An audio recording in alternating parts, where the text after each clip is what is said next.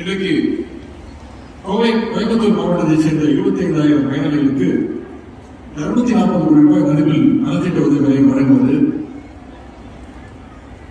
சுமார் 113 கோடி பணி நிறைவுள்ள திட்டங்களை தொடங்கி வைப்பது,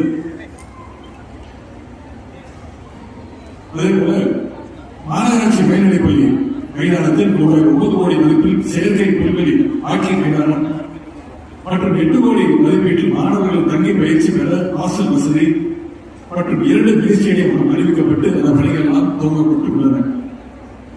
புதிய திட்டங்களுக்கு அடிக்கல் நாட்டுவது எங்களுக்கு நடைபெறுகின்ற இந்த நிகழ்ச்சியில் பங்கேற்றுள்ள எல்லாம் சந்திப்பது நான் மிகுந்த மகிழ்ச்சி அடைகின்றேன், பெருமை அடைகின்றேன். குறிப்பாக சுமார் 2,250 குழுக்களுக்கு, சிறுவதி குழுக்களுக்கு, சகோதரிகளுக்கு 15 கோடி ரூபாய் அளவில் வங்கிகள் இணைப்பதும் இங்கே வழங்கப்பட இருக்கின்றது. அதேபோல 220 குடும்பங்களுக்கு வீட்டுமனை பட்டாவையும் இந்த வேலையிலே வழங்க இருக்கின்றோம். கோவைக்கு எப்பொழுது வந்தாலும் ஒரு தனி புத்துணர்ச்சி கிடைக்கும். அந்த புத்துணர்ச்சியும் உத்வேகமும் உற்சாகமும் இன்றைக்கு இருப்பதையெல்லாம் பார்க்கும்போது எனக்கு மீண்டும் வந்திருக்கிறது. நம்முடைய தலைவர் தலைமையிலான, முதலமைச்சர் தலைமையிலான திராவிட மாடல் அரசு என்றாலே எல்லோருக்கும் எல்லாம் என்றுதான் அர்த்தம். அதற்கு ஒரு சிறந்த உதாரணமாக இன்றைக்கு இந்த நிகழ்ச்சி நடைபெற்றுக் கொண்டிருக்கிறது.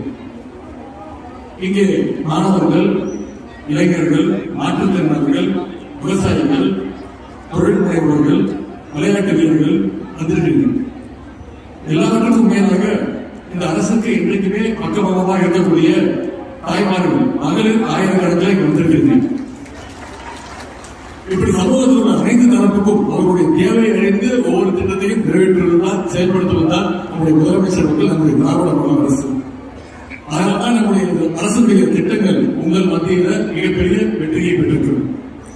குறிப்பாக சொன்னால் மகளிருக்கான திட்டங்கள் மிகப்பெரிய வரவேற்பை பெற்றிருக்கிறது. நம்முடைய ஆட்சி அமைந்த பிறகு மகளிருக்கான வெளியே பயணம் திட்டத்திற்கான அந்த கையெழுத்து தான் நம்முடைய முதலமைச்சர் அவர்கள் போட்ட முதல் கையெழுத்து. இதற்கு வரைக்கும் சுமார் 700 கோடி பயணங்களை மகளிர் கட்டணம் இல்லாமல் மேற்கொண்டிருக்கிறார்.